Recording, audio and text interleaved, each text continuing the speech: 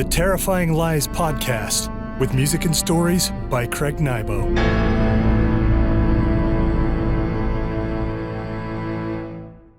Greetings, friends, and welcome to another episode of Terrifying Lies. I'm your host, Craig Nybo. In this podcast, we explore worlds that raise the hackles in dread. Thanks for coming along. You make this show possible. You can support Terrifying Lies by visiting craignybo.com/support and clicking on the links. Every bit helps keep the horror alive. I need to thank a couple of remarkable podcast supporters. Dave Birdsall, I know you're out there. Thank you so much for backing the podcast from the beginning. Dave is a great writer himself. If you can, check out his story in the anthology Pinup Noir, Raconteur Press Anthologies, Book 8. I also want to thank my good friend and generous backer, Professor Patrick Murphy. He's an excellent artist, a teacher, filmmaker, and many other things. I'm fortunate to have such a good friend in my life.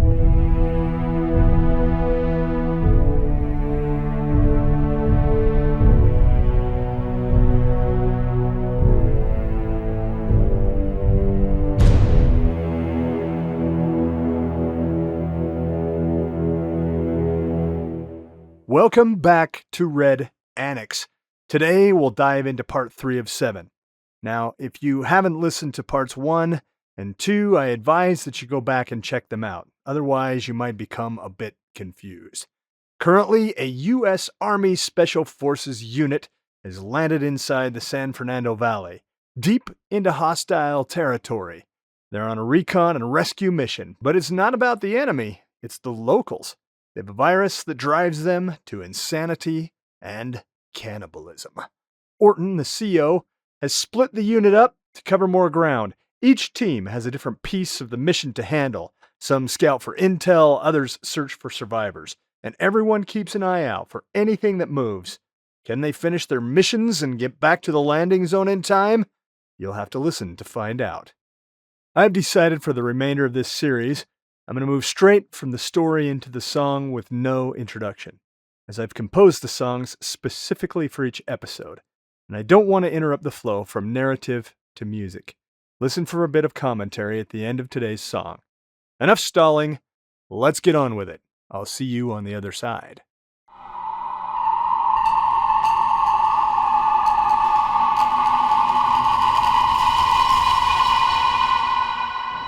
Chapter 5. Extraction time minus 82 minutes. Henry Giesing. Henry, Assistant Operations Sergeant, and Giesing, Assistant Medical Sergeant, made it to the mouth of First Court Street just as Shoehorn Man and a horde of infected swarmed the site where Riggs, Krell, and Marwadell fell, under plummeting debris. "Those bastards took him," Henry said, as they closed the last yards of distance, came to a halt at the mouth of the street. In the distance, the multitude of infected dragged the 3 soldiers' remains over the pavement, leaving trails of American Army blood in their path. Shoehorn Man led his followers around a corner and out of sight. Before Henry fell into pursuit, Giesing put a hand on his friend's shoulder and pulled him clear just before a 50-inch flat-screen TV smashed onto the alley floor. The 2 soldiers sucked up against the wall of a Subway sandwiches restaurant and crept along under its awning as more debris plummeted from above.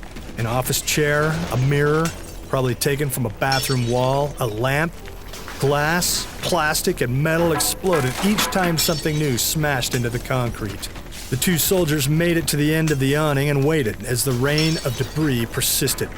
"We need to get to them," Henry shouted over the din of incoming missiles. "They can't keep this up forever," Giesing said. "Let's hold out until they get bored."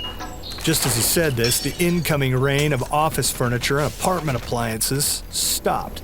Giesing and Henry looked at one another, perplexed. They waited for a moment, keeping their eyes up for more falling debris, but only silence surrounded them. "What happened?" Giesing asked. "Hell if I know. 30 more seconds, then we go after those bastards."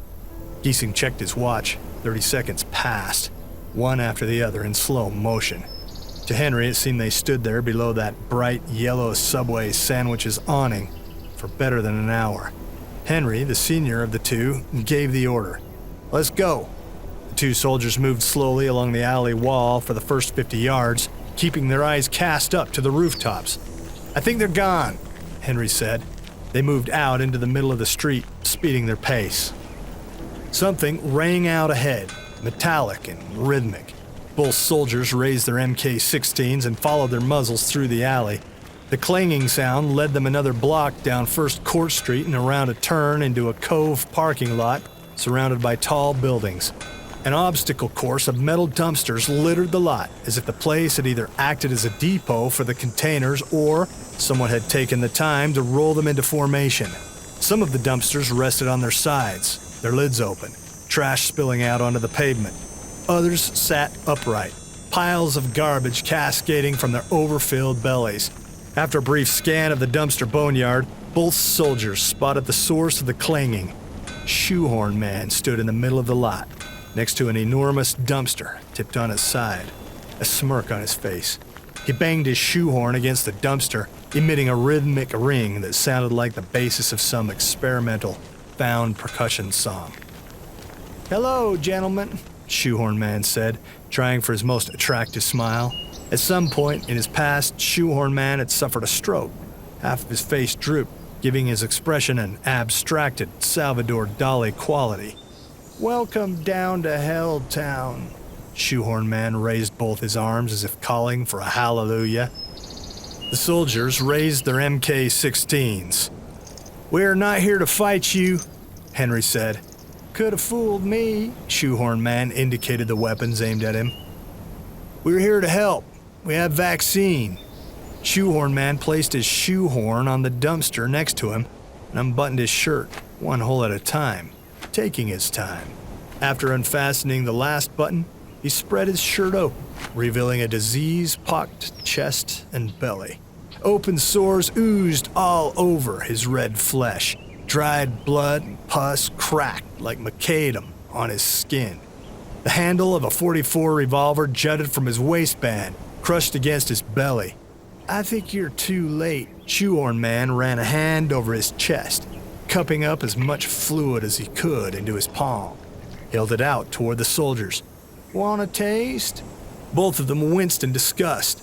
"Didn't think so." With a fluid gesture, Shoehorn Man flung his handful of disease toward the soldiers. Even though they stood well out of range from the flying globules, both of them panic-stepped away. Shoehorn Man laughed, a sandy, ruined rasp. "I have something I want to show you." He put both hands on the lid of the overturned dumpster next to him and, with a grunt, lifted it open like a drawbridge. Sitting inside the dumpster, strapped with silver duct tape to a broken office chair, the body of Assistant Engineer Sergeant Marwadell leaned sideways against the dumpster's wall. A handful of flies left the dead soldier's face as light poured into the dumpster. "Bastard," Giesing said, leveling his aim at Shoehorn Man. "So we're reduced to name-calling now. And I thought you were here to help," Shoehorn Man said. "Tell you what, I'm a patriotic man. Your sacrifice for your country is not lost on me.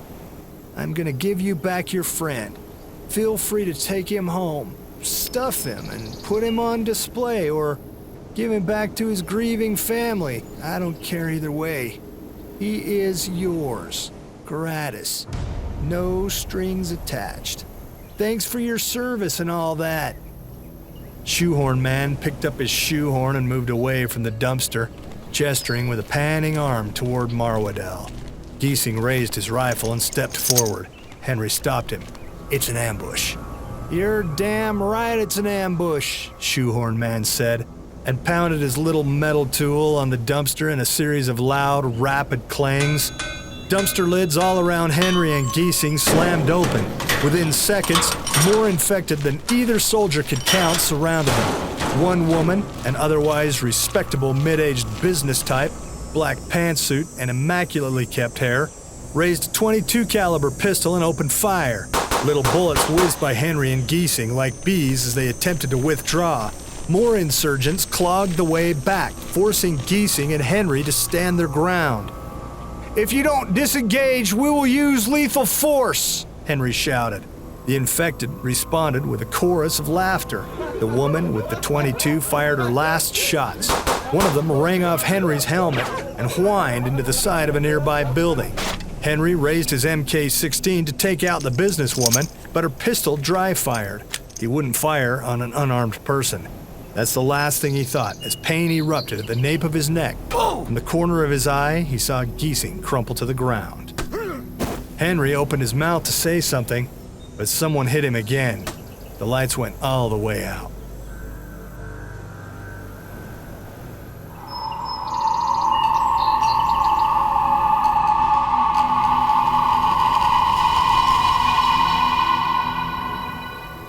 Chapter 6. Extraction time minus 79 minutes. Peltier, Tuttle, tattoos, and motorcycle jacket. 2 soldiers and 2 civilians moved at a careful rate. The 2 soldiers kept vigilant for hostiles, hiding behind obstacles. Scores of possible traps littered the field, from abandoned cars to nooks and corners jutting from buildings.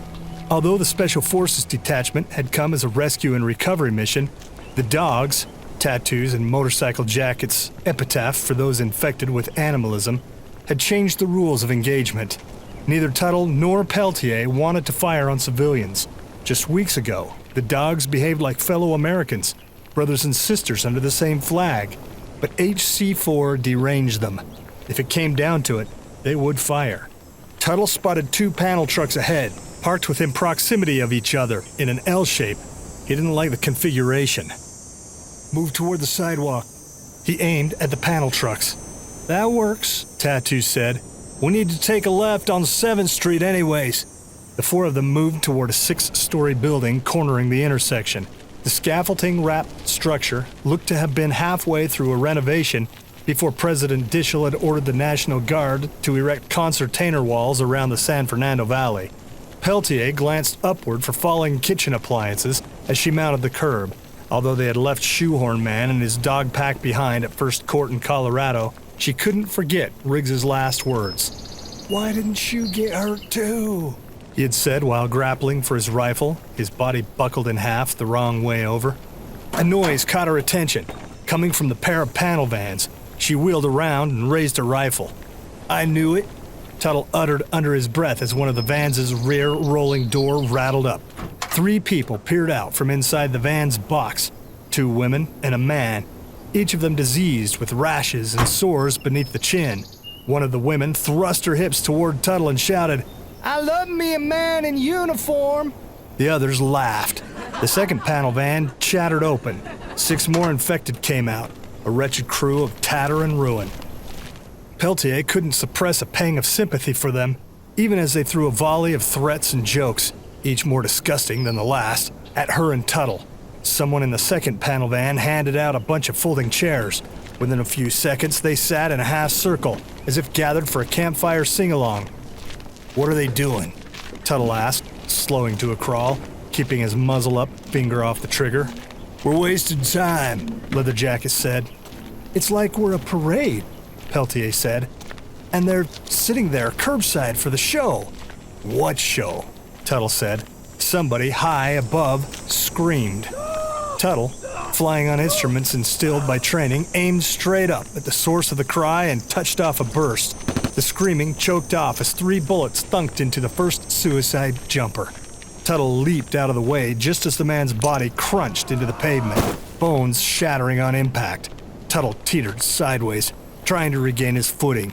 He lost the battle and fell, catching himself on one elbow, wincing in pain. The sing-along dogs sitting in front of their panel van broke into a gale of laughter. Peltier had only a second to glance at them before another scream erupted from above. She clambered against the wall as a second jumper cracked on the sidewalk right where she'd been standing. Tattoos helped Tuttle to his feet and pulled him up against the wall. The sing-along dogs guffawed, slapping their knees and jeering. One of them exploded into a fit of mid-gale coughing. 2 more jumpers smashed down. Peltier, dumbfounded, looked into Leatherjacket's eyes. "We call them joy leapers. They got nothing better to live for than to take someone out. Hell, not many of us have much to live for. Those dogs, they'll just keep coming, no matter what you throw at them." "Stay tight against the wall," Tattoos shouted. The 4 of them crouched up against masonry and slid along the surface. 3 more jumpers thumped down. One landed on the roof of a Mercedes in an explosion of glass and plastic, sending the car's alarm a cry. A woman slapped down face first in a handicapped parking spot. Her head burst on impact. A young man dressed in designer jeans landed on his feet in a misjudged suicide attempt. Peltier winced at the sound of leg bones shattering. The man cried in misery, a tantrum of anguish. Peltier lowered her weapon and stepped toward the man. Before she could move from the wall, Motorcycle Jacket grabbed one of the compression straps on her pack and pulled her back. Nothing you can do. And if you go out there, they'll crush you. We can't just leave him. He's a goner. Besides, they'll take care of him. Motorcycle Jacket flicked the chin toward the sing-along dogs, all bent over and slapping at their thighs with new belts of laughter. This way, Tattoos said. He led the others around a corner where they continued hugging the wall until they reached the end of the building's scaffolding.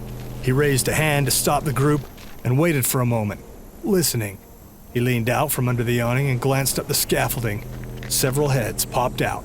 They looked down at Tattoos from various elevations and positions on the catwalks. We're gonna have to make a run for it, Tattoos said. Make for the middle of the street, then take a left. First salvation is about a mile up 7th. Peltier gripped down on her weapon and drew in a deep breath. Go! Tattoos grunted. The four of them sprinted out from cover. A cascade of shouts came from above. More joy leapers plummeted. The sing-along dogs laughed. Peltier kept her eyes forward as she ran toward the center of the street, the others panting and sprinting all around her. Tuttle brought the little group to a stop next to a flower delivery truck that read, Sunshine and Shade Floral, on its side in yellow letters. The A in shade made up to look like a smiley face. Peltier looked over her shoulder to where they had stood just moments ago. She counted 4 more jumpers splayed on the street, still and dead. More joy leapers shouted down from their perches high above. Peltier spotted at least a dozen more dotting the catwalks. They pointed and cursed, flipping off the small company. One woman dropped her pants and flashed her bare ass. Keep moving. 71 minutes to extraction. Tuttle checked his watch. Tattoos tried to take point, but Tuttle pulled him back and took the lead himself. They headed towards 7th Street.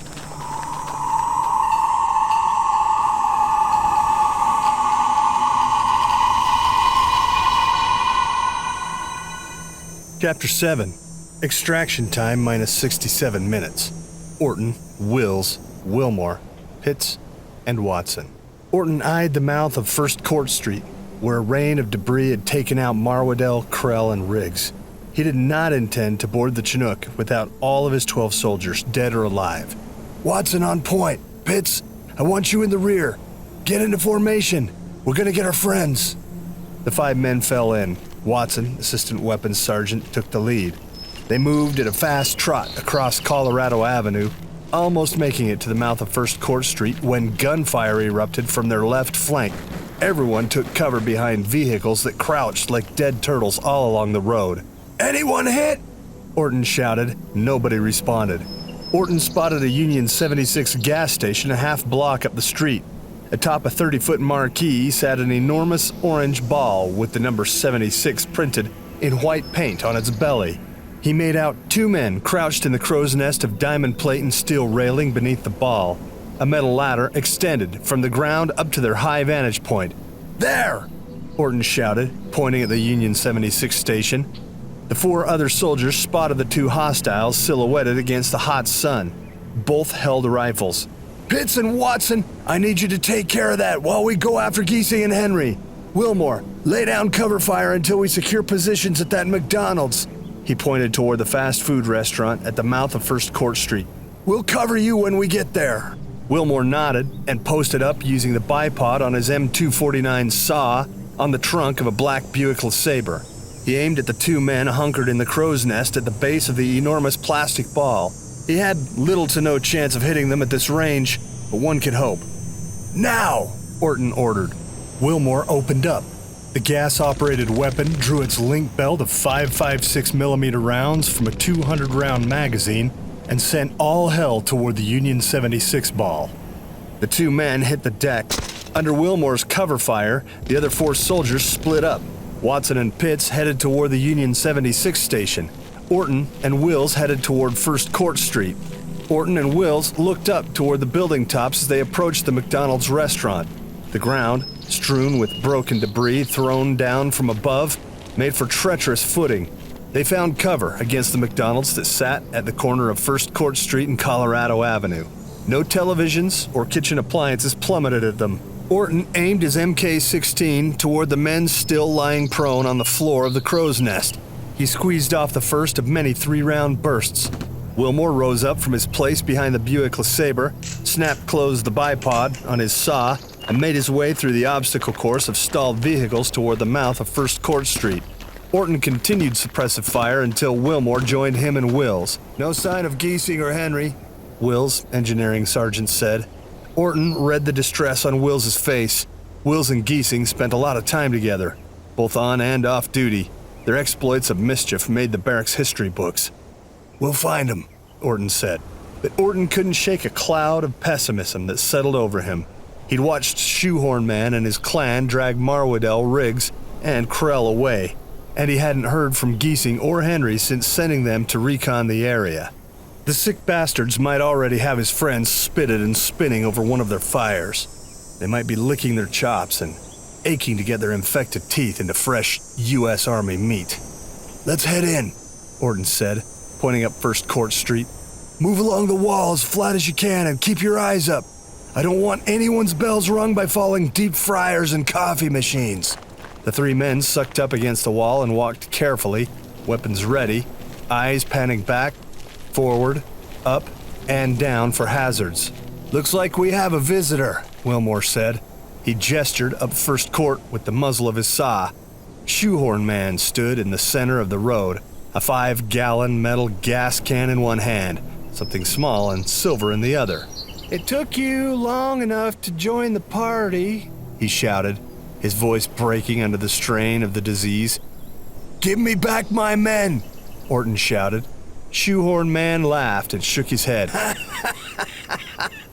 "All in good time, soldier," Shoehorn Man shouted.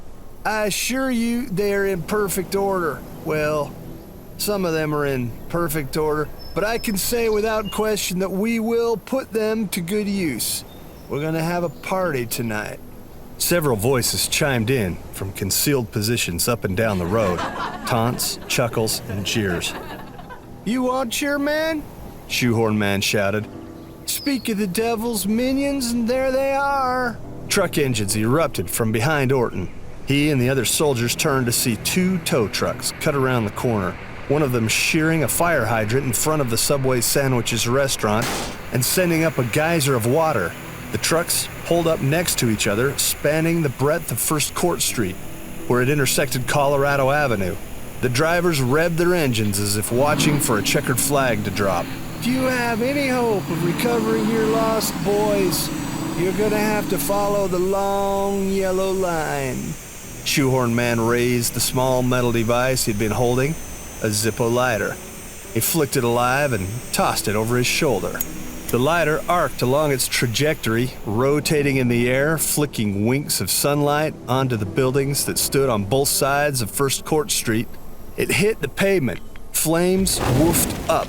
A gasoline trail of fire burst to life, heading in both directions away from Shoehorn Man. The flames ran further up First Court Street and took a right into a distant alley. The other end of the serpentine gas trail advanced toward Orton and the others. The tow trucks at the mouth of First Court Street roared. Both trucks jounced forward, falling into a single-file formation.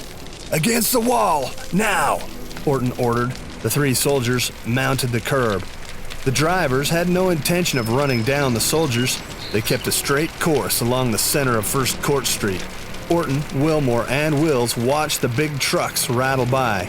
Crucified on the rear upright tow kits of the wreckers were the remains of Riggs and Krell. The infected had used yards of duct tape to suspend the corpses to the machinery. Riggs's body canted to an unnatural angle where he had been folded in half at the waist by a falling microwave oven. The trucks rumbled past Shoehorn Man, straddling the flame trail. Shoehorn Man grabbed the side mirror of the following truck and stepped up onto its footrail. The 2 wreckers turned right, following the path of the flames. After the trucks left the soldiers' line of sight, A disturbing silence settled. Only the waft of flames in the summer breeze broke the uneasy peace.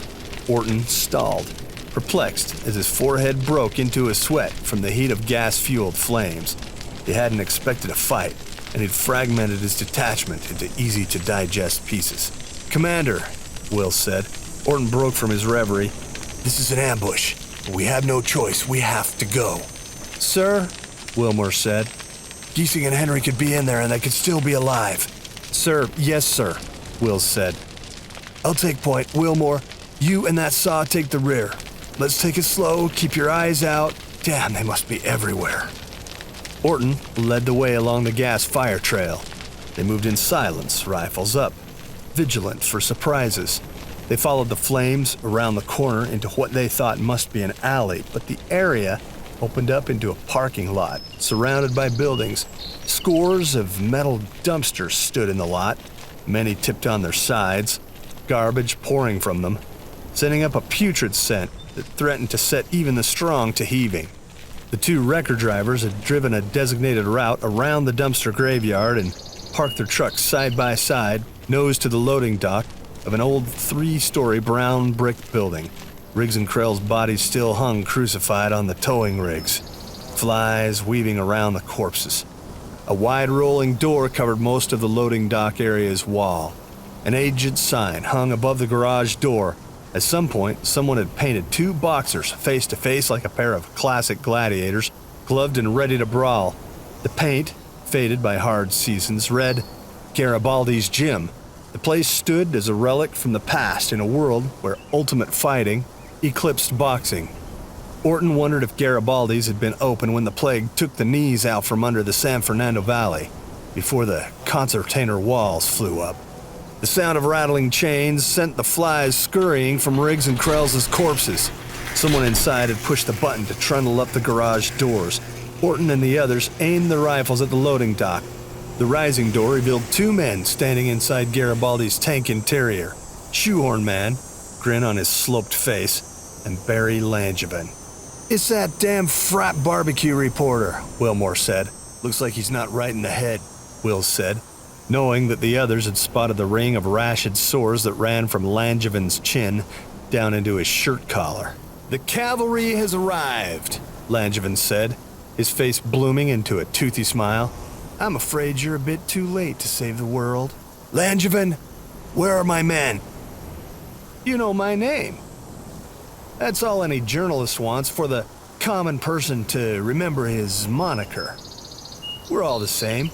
We want the byline, and damn, did I ever get it. I take it you've seen my movie?" "Where are my men?" "Relax, soldier. I have 2 of them alive and well, right inside. But first, what do you say we have a bit of fun?" Langevin slapped his hands together and rubbed them briskly. His smile, for a millisecond, veered from jolly to maniacal. "Come inside. Get out of the sun. We have beer and air conditioning, 2 of the staples of life." The soldiers moved toward the loading dock. "Oh, not so fast, gentlemen. Let's lighten your load." Langevin gestured. Several men came out of the darkness. They leaped off the dock and reached for the soldiers' weapons. The soldiers stood their ground.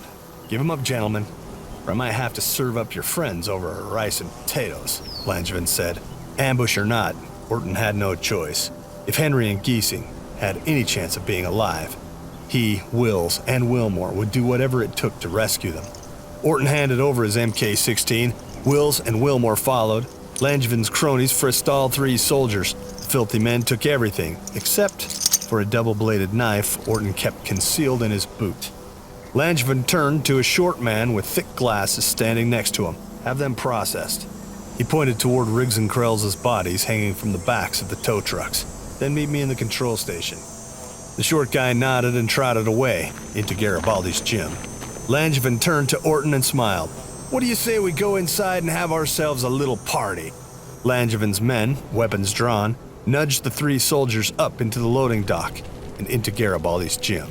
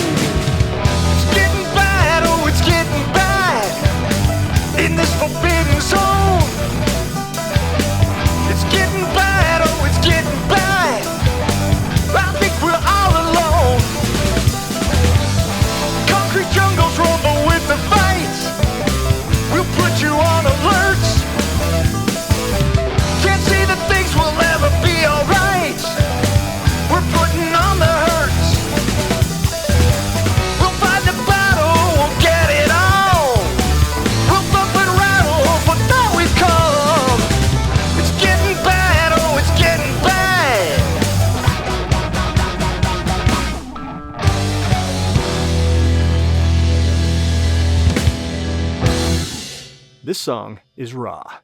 Drums, guitars, bass, organ, and vocals. Straight from the gut. It tells the story of fear, of soldiers sent to fight. This track, It's Getting Bad, captures that moment before you go into battle, when your heart pounds and you know there's no turning back. I once talked to a Vietnam veteran. He said combat isn't about medals or heroics, it's about survival. When bullets fly, survival is the only goal. Now, I'm not a soldier, but I respect those who are.